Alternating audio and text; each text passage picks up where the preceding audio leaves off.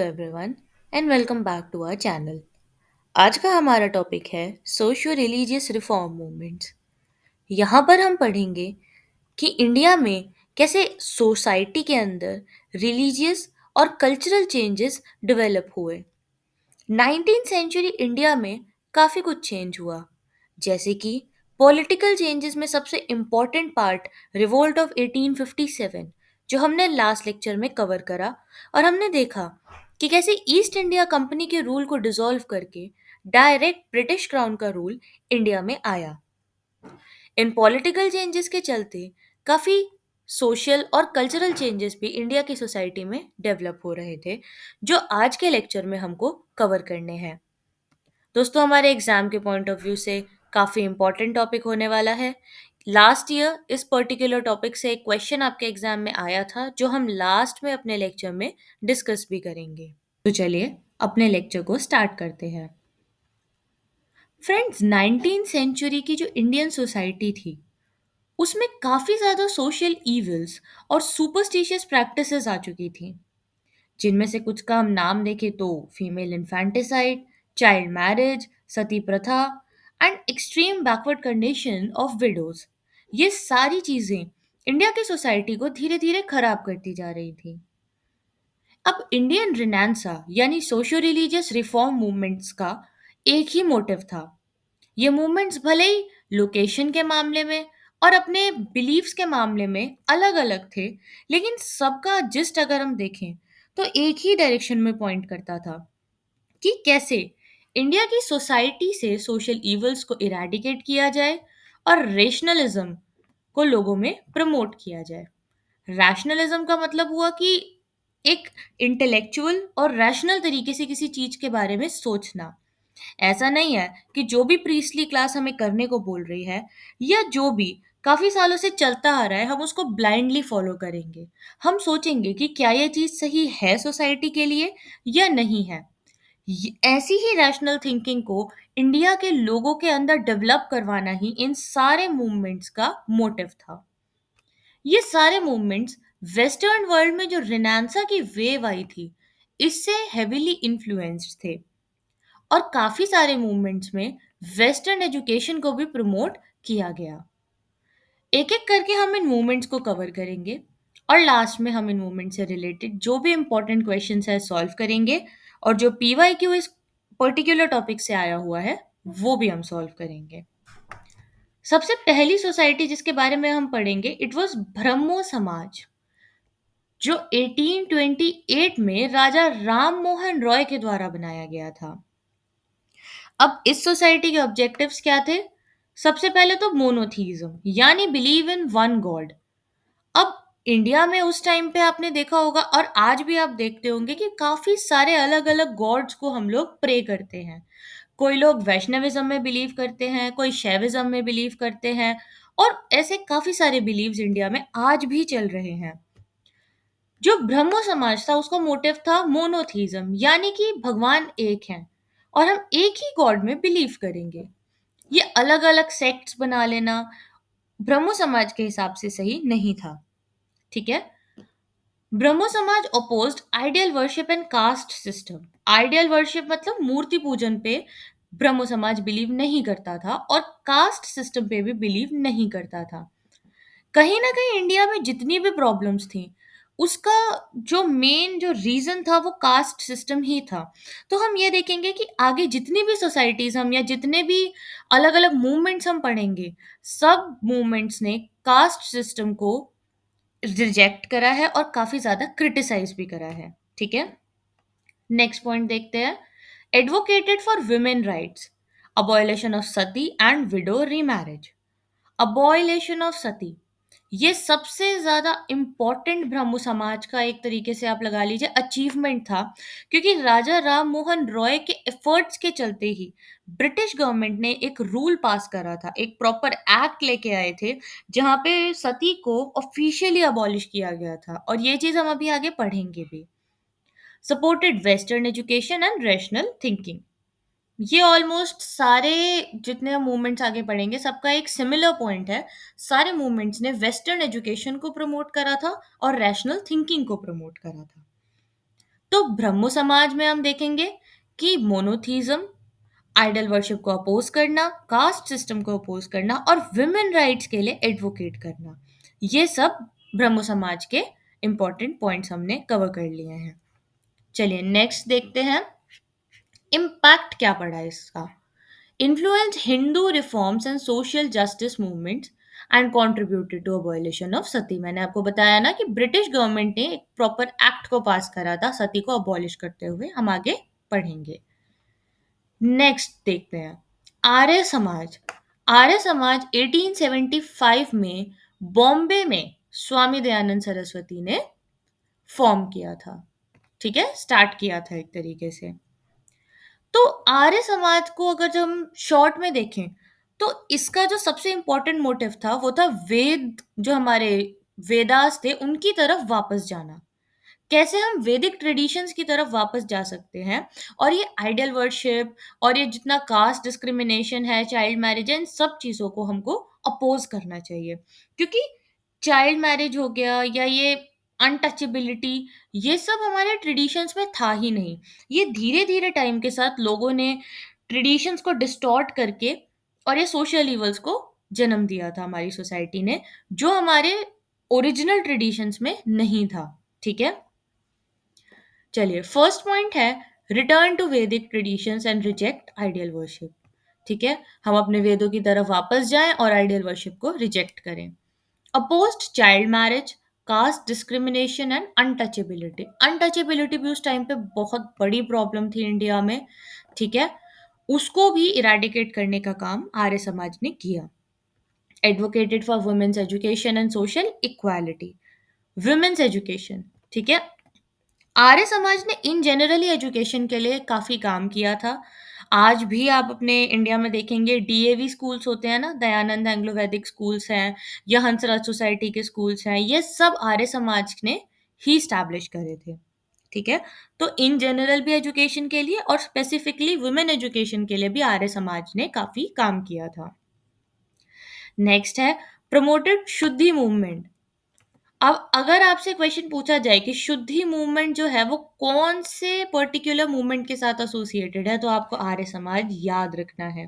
शुद्धि मूवमेंट का मतलब था रिकन्वर्जन ऑफ नॉन हिंदूज।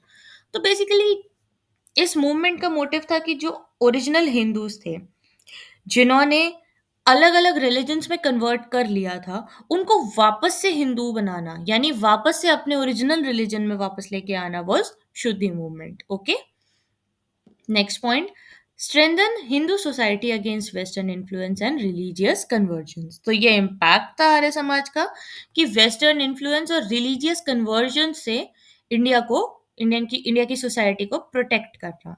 ठीक है, तो this was Arya Samaj for you. Next topic, प्रार्थना समाज फाउंडेड इन 1867।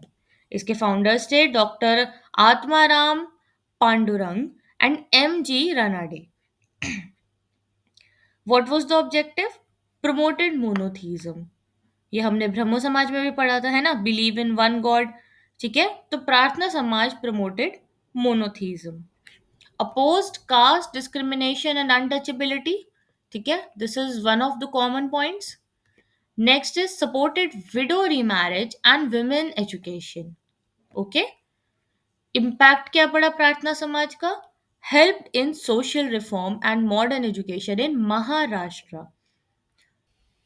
तो ये पर्टिकुलर मूवमेंट जो था, ये महाराष्ट्र में वर्क कर रहा था। ठीक है, हम जैसे जैसे आगे देखेंगे हमको पता लगेगा कि ये सारे मूवमेंट्स का जो मोटिव था, सोल मोटिव एक ही था कि हिंदू रिफॉर्म्स करने थे, लोगों को सोशल जस्टिस प्रोवाइड करनी थी और सोसाइटी में से डिस्क्रिमिनेशन और अनटचेबिलिटी जैसी चीज़ों को रिमूव करने की कोशिश करनी थी। इन सब की लोकेशंस अलग-अलग थी और हो सकता है कि कुछ आइडियोलॉजी में भी डिफरेंट हो। बट ये जितने भी मूवमेंट्स थे, इन सब का अगर हम जिस्ट देखें तो कास्ट डिस्क्रिमिनेशन और अनटचेबिलिटी और कास्ट सिस्टम जैसी चीज़ों को इंडिया से इरेडिकेट करना ही था। और काफ़ी सारे मूवमेंट्स ने विमेन के लिए भी अलग-अलग इम्पोर्टेंट स्टेप्स उठाए। ठीक है? नेक्स्ट आ जाते हैं रामकृष्ण मिशन, फाउंडेड इन 1897। ठीक है, इस मिशन के फाउंडर थे स्वामी विवेकानंद जी, ठीक है? और उन्होंने अपने जो गुरु उनके जो थे रामकृष्ण परमहंस, उनसे इंस्पायर होके उनके नाम पे इस मूवमेंट को स्टार्ट करा था, ठीक है? Promoted service to humanity, religious tolerance and spiritual upliftment, ठीक है? आपको ह्यूमैनिटी की सर्विस करनी है, लोगों की मदद करनी है, आपके अंदर रिलीजियस टॉलरेंस होनी चाहिए और स्पिरिचुअल अपलिफ्टमेंट कि आपको अपनी आत्मा से अपलिफ्ट होना है, यानी कि अपनी आत्मा की शुद्धि करनी है ना? Next point, focused on education, health and social service, ठीक है? Easy point. नेक्स्ट चलिए इम्पैक्ट देखते हैं। इम्पैक्ट रहा establish school, hospitals and relief centres. आप आज भी देख सकते हैं दिल्ली में, तो आपने अगर जो भी लोग दिल्ली में रहते होंगे उन्होंने देखा होगा, और भी जगह इंडिया में रामकृष्ण मिशन के आपको हॉस्पिटल्स देखने को मिलते हैं, स्कूल्स भी देखने को मिलते हैं, ठीक है? तो ये स्कूल्स और हॉस्पिटल्स उस टाइम पे स्टैब्लिश किए गए थे, ठीक है? और ये सारी चीज़ें इंडिया की सोसाइटी को बेटर बनाने में हेल्प करती हैं। नेक्स्ट पॉइंट आ जाएगा स्प्रेड इंडियन फिलॉसफी ग्लोबली, कि हमारी इंडिया की जो रिच कल्चर, हेरिटेज, फिलॉसफी है, उसको हम ग्लोबली स्प्रेड करेंगे और लोगों तक भी पहुंचाएंगे। ये भी एक रामकृष्ण मिशन का मोटिव था। ओके, नेक्स्ट आ जाते हैं सत्य शोधक समाज। जो लास्ट आपके एग्जाम में क्वेश्चन आया था वो इस पर्टिकुलर टॉपिक से आया था। सत्य शोधक समाज फाउंडेड बाय ज्योतिबा फुले या ज्योतिराव फुले, दोनों नाम आपको बुक्स में मिलेंगे, ठीक है? Founded in 1873। इसके ऑब्जेक्टिव्स थे to fight against brahmanical dominance, caste system and social injustice, ठीक है? Advocated for women's education and upliftment of lower caste. तो जैसा हम इसमें पढ़ पा रहे हैं, सत्यशोधक समाज का जो मेन ऑब्जेक्टिव था और जो सेंटर ऑफ फोकस था, वो लोअर और डिप्रेस्ड क्लासेस थे, जिनको काफ़ी सालों से बहुत ज़्यादा डिस्क्रिमिनेशन फेस करना पड़ रहा है और बहुत बुरा ट्रीटमेंट उसको उनको सोसाइटी से मिलता है, ठीक है? तो सत्यशोधक समाज का ऑब्जेक्टिव था कि कैसे हम लोअर कास्ट को अपलिफ्ट कर सकते हैं, उनको एजुकेट कर सकते हैं, ठीक है? और उनको उनके राइट्स के बारे में फेमिलियर करा सकते हैं। उसी के साथ-साथ सोसाइटी के अंदर कैसे एक चेंज लाया जा सकता है, लोगों की मेंटालिटी में कैसे चेंज लाया जा सकता है कि कोई भी कास्ट किसी भी कास्ट के इंफीरियर या सुपीरियर नहीं होती है, ओके? इम्पैक्ट क्या रहा? Strengthen Dalit and Bahujan movements इन महाराष्ट्र। तो जो दलित और बहुजन मूवमेंट महाराष्ट्र में वर्क कर रहे थे, उनको और ज़्यादा स्ट्रेंथन करना भी सत्यशोधक समाज का एक इम्पैक्ट रहा, ओके? चलिए नेक्स्ट आ जाते हैं Theosophical Society founded in 1875 by madam Blavatsky and colonel Olcott. इन्होंने ये मूवमेंट जो है न्यूयॉर्क में शुरू करा था, लेकिन इंडिया में इस मूवमेंट को कैरी फॉरवर्ड करा एनी बेसेंट ने, ठीक है? अगर आपसे क्वेश्चन पूछा जाए तो आपको याद रखना है कि थियोसॉफिकल सोसाइटी इंडिया में एनी बेसेंट ने लीड करी थी, ओके? ऑब्जेक्टिव इसका था revive ancient Indian knowledge, spirituality and Hindu philosophy, promoted universal brotherhood and human welfare, encouraged education, self rule and social reforms, ठीक है? तो मेन इसके ऑब्जेक्टिव्स क्या थे कि इंडिया में जो एंशियंट नॉलेज है, स्पिरिचुअलिटी की नॉलेज है, हमारी हिंदुज्म की जो फिलॉसफी है, उसको कैसे रिवाइव किया जाए। लोग भूल चुके थे इंडिया की जो रिच फिलॉसफी थी, लोग उसको भूल चुके थे, लोग सुपरस्टिशंस में काफी ज्यादा इंडल्ज हो गए थे। तो थियोसॉफिकल सोसाइटी का मोटिव था कि इंडिया का जो एंशियंट ग्लोरियस पास्ट है उसको कैसे रिवाइव किया जाए, यूनिवर्सल ब्रदरहुड यानी कि एकता, इक्वालिटी की जो वैल्यूज है वो कैसे प्रमोट की जाए, और सेल्फ रूल यानी कि इंडिया को इंडियंस खुद रूल करें, ये वाली एक जो भावना है लोगों में वो कैसे डेवलप की जाए, ये सब थियोसॉफिकल सोसाइटी के ऑब्जेक्टिव्स थे। इसका इम्पैक्ट क्या रहा? Played a role in Indian nationalism and educational upliftment. जैसा कि आपको पता होगा, एनी बेसेंट जो है वो इंडिया का जो इंडिपेंडेंस मूवमेंट रहा या नेशनलिस्ट मूवमेंट जो इंडिया के रहे, उसमें भी काफ़ी एक्टिव रोल प्ले करते थी। तो इसलिए थियोसॉफिकल सोसाइटी का इंडियन नेशनलिज्म में भी काफ़ी ज़्यादा जो है एक अच्छा रोल रहा। नेक्स्ट हम देखेंगे अलीगढ़ मूवमेंट फाउंडेड इन 1875। इसके फाउंडर थे सर सैयद अहमद खान। ऑब्जेक्टिव्स थे promoted modern scientific education among Muslims, established Aligarh Muslim University, आपने सुना भी होगा अलीगढ़ मुस्लिम यूनिवर्सिटी के बारे में, ठीक है, उस टाइम पर ही स्टैब्लिश की गई थी। opposed religious orthodoxy and worked for Muslim upliftment। अभी तक हमने जितने मूवमेंट्स पढ़े आपने देखा होगा सब काफी हिंदू सेंट्रिक मूवमेंट्स थे वैसे। तो अलीगढ़ मूवमेंट जो था वो मुस्लिम्स के अंदर, ठीक है, एजुकेशन और मुस्लिम्स की सोसाइटी में जो है अपलिफ्टमेंट का काम, ठीक है, अलीगढ़ मूवमेंट का था। इसका इम्पैक्ट क्या रहा? Helped in modernization of Indian Muslims, ठीक है, वेस्टर्न लाइंस पे, साइंटिफिक लाइंस पे मुस्लिम्स को एजुकेशन प्रोवाइड कराना और उनका मॉडर्नाइजेशन करना, ये सब अलीगढ़ मूवमेंट्स के ऑब्जेक्टिव्स थे, ठीक है।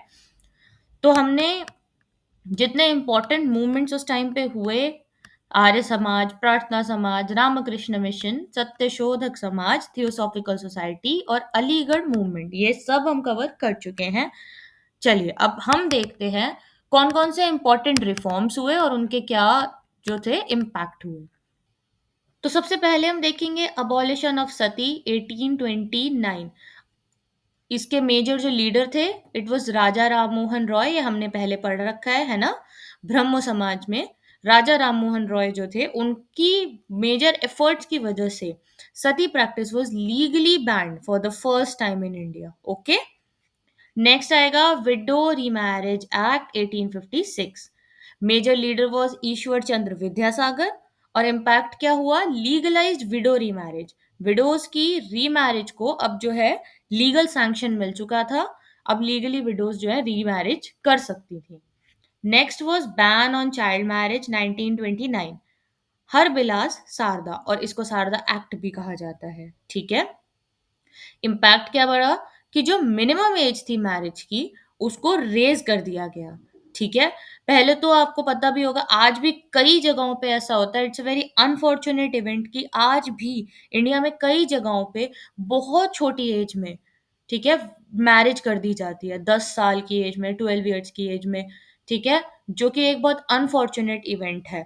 उस टाइम पे ये जो ban on child marriage act आया, इससे जो मिनिमम एज थी मैरिज की उसको रेज कर दिया गया। ओके, विमेन एजुकेशन के लिए किस किसने काम करा? ज्योतिराव फुले एंड ईश्वर चंद्र विद्यासागर। इससे क्या हुआ? Open school for girls, girls के लिए अलग अलग इंडिया के पार्ट्स में जो है स्कूल ओपन किए गए, जॉइंट एफर्ट्स की वजह से काफी सारे लोगों की, जिसमें मेजरली नाम आता है ज्योतिराव फुले और ईश्वर चंद्र विद्यासागर का। अपलिफ्टमेंट ऑफ लोअर कास्ट हमने पढ़ा था, ज्योतिराव फुले और सत्यशोधक समाज प्लस साथ में बी आर अम्बेडकर जी, इन सब के जो जॉइंट एफर्ट्स की वजह से क्या इम्पैक्ट पड़ा? Promoted Dalit rights and equality. Okay, तो ये बेसिकली हमने जो भी पढ़ा उसका एक तरीके से जिस्ट भी आप कह लीजिए, इंपॉर्टेंट एक्ट से जो इन सारे मूवमेंट्स के एक तरीके से रिजल्ट के तौर पे गवर्नमेंट लेकर आई। तो चलिए अब हम एमसीक्यूज को स्टार्ट करते हैं, ठीक है। फर्स्ट क्वेश्चन है, Gulamgiri a book highlighting caste oppression was written by, caste oppression की बात हो रही है, हमने पढ़ा था this book was written by Jyotirao Phule, ठीक है। सत्यशोधक समाज याद है आपको?